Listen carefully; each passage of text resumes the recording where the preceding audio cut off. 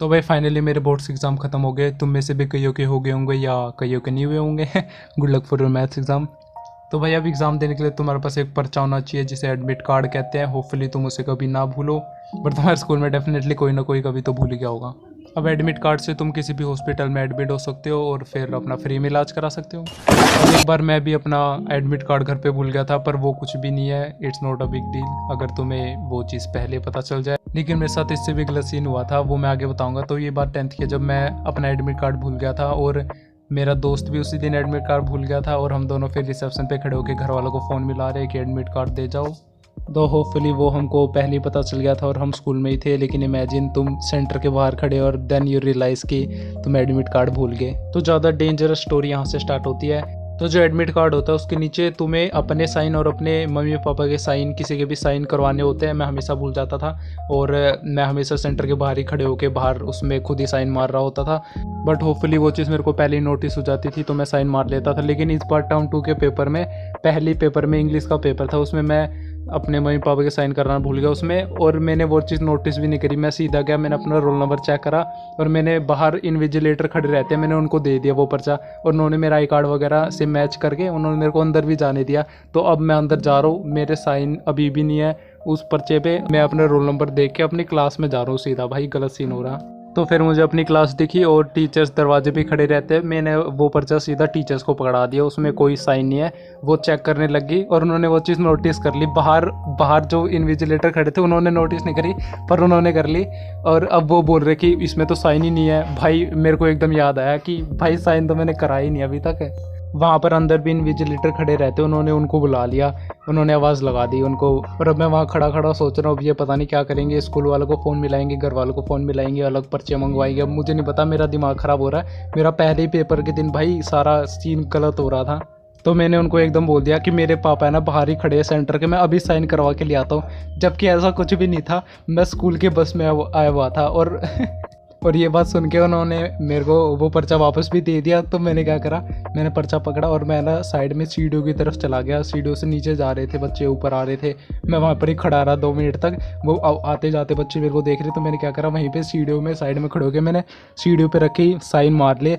और फिर मैं ना 5 मिनट वहीं खड़ा रहा कि अगर मैं अभी चला गया तो वो सोचेगी कि ये इतनी जल्दी बाहर जाके कैसे आ गया। सेंटर के बाहर भी चला गया, अंदर भी आ गया। तो फिर मैं वहाँ 5 मिनट खड़ा रहा। तो मैंने नीचे से अपने दोस्त को आते हुए देख लिया, वो अपने व्हीकल पे आ रहा था। तो फिर मैं ये भी सोच रहा था कि कहीं टीचर पहचान ना ले कि मैंने खुद ही साइन मार रखे हैं। तो जब मेरा दोस्त नीचे से आ रहा था तो मैंने उसको बताया कि ये सीन हो गया, मेरे उसमें तो साइन ही नहीं है। तो फिर उसने अपना चेक करा, उसके में भी साइन नहीं थे भाई। लेकिन उसकी किस्मत अच्छी थी, मैंने उसको बता दिया कि साइन कर लिया अभी, और उसने भी वहीं पे खड़े होकर साइन कर लिए। और अब मैं और मेरा दोस्त वहीं पे खड़े हैं और आते जाते बच्चे हमको घूर रहे हैं और हम फिर भी वहीं पे खड़े हैं। बस 5 मिनट तक खड़े रहे वहाँ पे। तो फिर थोड़ी देर के बाद वो बोला कि चल अब थोड़ी देर हो गई, अब चल। तो फिर मैंने सोचा कि मैं पिछली बार मास्क लगा के गया था, इस बार मैं मास्क उतार के जाता हूँ। भाई तगड़ा दिमाग लगा रहे।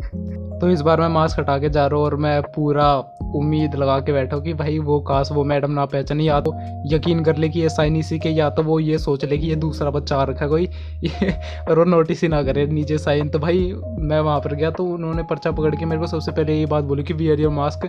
अब भाई मैं जेब से निकाल रहा हूँ मास्क और पहन रहा हूँ। भाई मैंने अपनी आँख बंद कर ली कि भाई काश होना पहचाने, काश होना पहचाने, या वो नोटिस ना करे भाई काश। और फिर उन्होंने कुछ बोला नहीं, उन्होंने सीधा अपना हाथ आके कर दिया। मैंने अपनी आँख खोली तो उन्होंने पर्चा मेरी साइड कर रखा था, मैंने पकड़ के सीधा अंदर चला गया मैं तो क्लास के। और दूसरी मैडम ने मेरा रोल नंबर देखा और मेरे को सीट बता दी और मैं जाके बैठ गया। भाई मैं सोच रहा हूँ कि इस मैडम ने मेरे को पहचाना नहीं, या फिर इसने यकीन कर लिया कि इसने पेरेंट्स की साइन है। भाई मुझे नहीं पता, कुछ भी हो भाई मेरे को तो अंदर बैठने को मिल गया।